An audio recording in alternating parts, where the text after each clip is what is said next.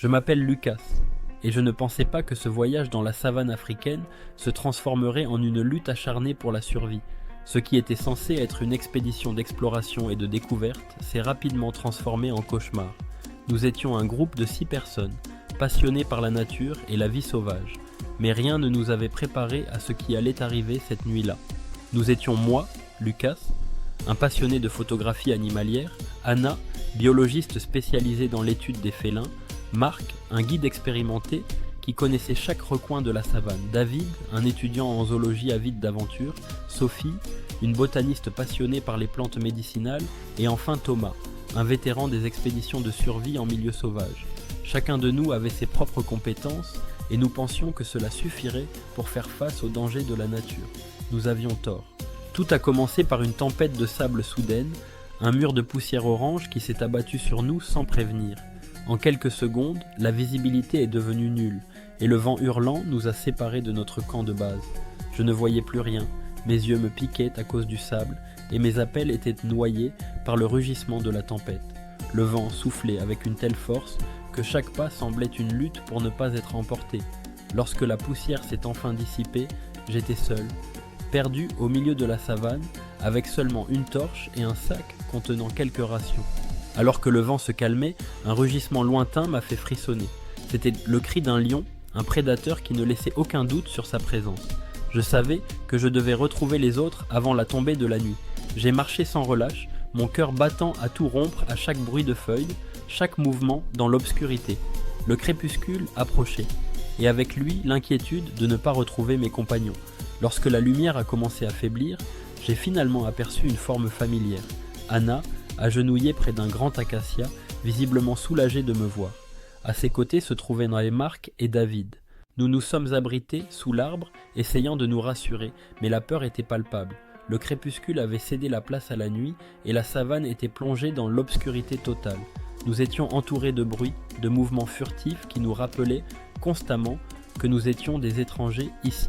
Une silhouette a soudain traversé la savane, rapide et silencieuse. C'était un léopard, ses yeux jaunes brillants nous fixant dans la pénombre. Nous n'étions pas prêts à faire face à une telle menace. Nous avons pris la décision de fabriquer des armes improvisées pour nous protéger. Avec des branches solides et des pierres pointues, nous avons érigé une maigre défense contre les dangers qui nous guettaient.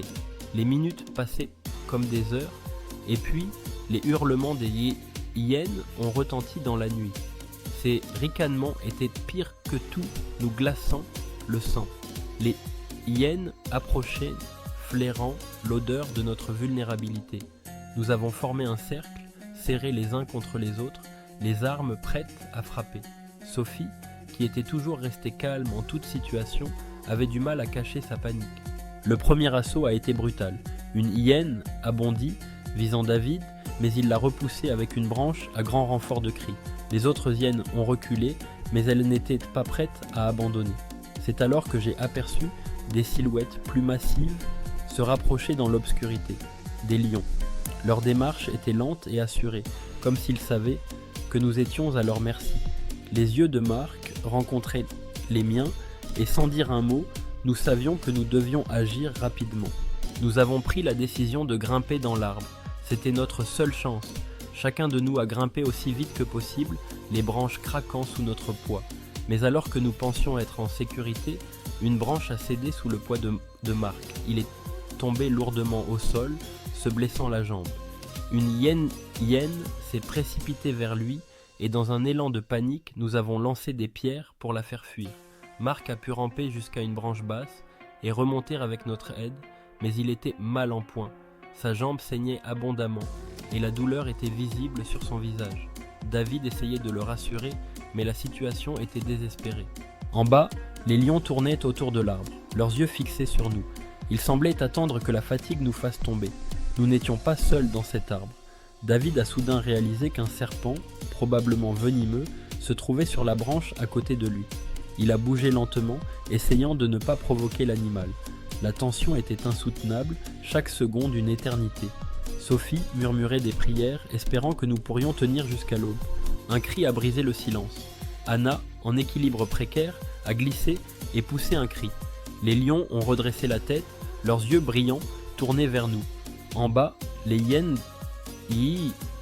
Jens était de retour, ricanant et tentant de grimper sur les racines de l'arbre. La situation était critique. Pour ne rien arranger, un léopard a bondi sur une branche proche, ses yeux fixés sur nous. Nous étions pris au piège, encerclés de tous côtés. En panique, j'ai ramassé une pierre et l'ai lancée sur le léopard. L'animal a grondé, hésitant un instant avant de se retirer légèrement. Ce n'était qu'un répit temporaire. Les lions, de leur côté, commençaient à griffer l'écorce de l'arbre, tentant de trouver un moyen de nous atteindre. Nous nous tenions de plus en plus serrés sur les branches, priant pour que l'aube arrive rapidement. La pluie s'est mise à tomber soudainement, et j'ai senti chaque goutte comme une nouvelle menace. Les branches étaient maintenant glissantes, augmentant le risque de chute. La fatigue nous gagnait, et les prédateurs semblaient le sentir. Marc, affaibli par sa blessure, était sur le point de perdre connaissance. David a tenté de descendre discrètement pour trouver un autre arbre plus sûr. Il a réussi à atteindre le sol sans attirer l'attention des lions et a appelé les autres à le rejoindre. Les lions étaient en alerte, mais nous devions bouger. Alors que nous descendions un à un, une hyène s'est approchée trop près et a mordu la jambe de Marc. Il a poussé un cri de douleur et nous avons frappé l'animal avec une branche jusqu'à ce qu'elle lâche prise. Marc était là maintenant grièvement blessé, sa jambe saignant abondamment. Nous savions qu'il ne tiendrait pas longtemps si nous ne faisions rien. La nuit était devenue une guerre d'endurance. La pluie continuait de tomber, les lions restaient autour de nous et les hyènes étaient toujours à l'affût. Les branches pliaient sous notre poids et nous devions constamment nous réajuster pour éviter de tomber. David a réussi à trouver des plantes qu'il pensait être antiseptiques et les a appliquées sur la blessure de Marc, espérant ralentir l'infection. Mais Marc perdait des forces et sa respiration devenait de plus en plus faible. L'aube commençait à poindre à l'horizon, apportant un léger soulagement. Les prédateurs semblaient perdre de leur intensité, distraits par la lumière naissante. Mais avant que le jour ne soit complètement levé, les hyènes ont tenté une dernière attaque. Nous avons réussi à les repousser de justesse, épuisés mais vivants. Les lions ont finalement commencé à s'éloigner, retournant vers leur territoire de chasse habituel. Marc, cependant, était trop affaibli. Il s'est évanoui et nous avons compris qu'il était en danger de mort. Nous devions trouver un refuge pour la journée, un endroit où nous pourrions le soigner et nous reposer. Nous avons quitté l'arbre, épuisés, et nous sommes dirigés vers une zone rocheuse que nous avions aperçue au loin. Chaque pas était un défi, et la chaleur commençait déjà à se faire sentir malgré l'heure matinale. En atteignant la zone rocheuse, nous avons été confrontés à un nouveau problème. Des singes hostiles nous voyaient comme une menace et tentaient de nous chasser. Nous avons dû les effrayer avec nos branches pour pouvoir rester dans cette zone. Sophie, avec son calme habituel, a réussi à calmer les singes suffisamment pour qu'ils se retirent, nous permettant de nous installer. Une fois installés, nous avons improvisé des soins pour Marc, utilisant les plantes que David avait trouvées. Mais malgré tous nos efforts, Marc n'a pas survécu à ses blessures. Nous avons perdu un ami, et la réalité de notre situation nous a frappés de plein fouet. Nous avons pris un moment pour pleurer Marc. Il était notre guide, notre roc, et maintenant nous étions sans lui, seuls face à une savane qui ne montrait aucune pitié. Nous avons enterré son corps sous un amas de pierres, une tombe improvisée qui, nous l'espérions, le protégerait des charognards. Ce moment de recueillement a été interrompu par le rugissement d'un lion au loin, nous rappelant que nous ne pouvions pas rester ici plus longtemps. Alors que le soleil se levait complètement, nous avons échangé des regards épuisés.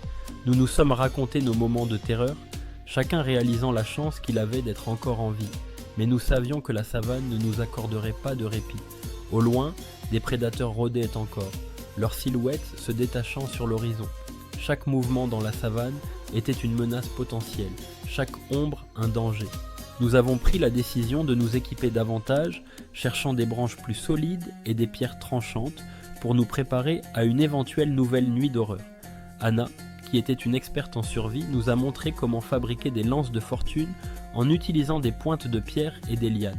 Nous savions que nos chances étaient minces, mais nous devions être prêts à tout pour survivre une autre nuit. Alors que nous nous organisions, un bruit d'hélicoptère a attiré notre attention. C'était un espoir inattendu. Nous avons agité des branches, des vêtements, tout ce que nous avions, tentant d'attirer l'attention de l'appareil qui survolait la savane. Mais l'hélicoptère ne nous a pas vus et a continué sa route, nous laissant abattus. Malgré la déception, nous savions que nous devions continuer à nous battre pour survivre. La chaleur montait et la déshydratation devenait un nouvel ennemi. nous avons décidé de nous diriger vers un point d'eau que nous avions repéré sur la carte avant la tempête. Chaque pas était une épreuve et la fatigue pesait lourdement sur nos épaules. Thomas, qui était le plus expérimenté parmi nous, nous a guidés, utilisant le soleil pour maintenir notre direction. En arrivant enfin à un point d'eau, nous nous sommes abreuvés, tout en restant vigilants. Nous savions que la savane ne nous laisserait jamais tranquilles, que chaque instant était une lutte. Mais en regardant les visages de mes compagnons, j'ai compris que notre seule chance de survie était de rester soudés, de ne jamais nous relâcher et d'être prêts pour une autre nuit dans cet enfer sauvage. Nous avions survécu à la nuit la plus longue de nos vies, mais la savane était loin d'avoir dit son dernier mot.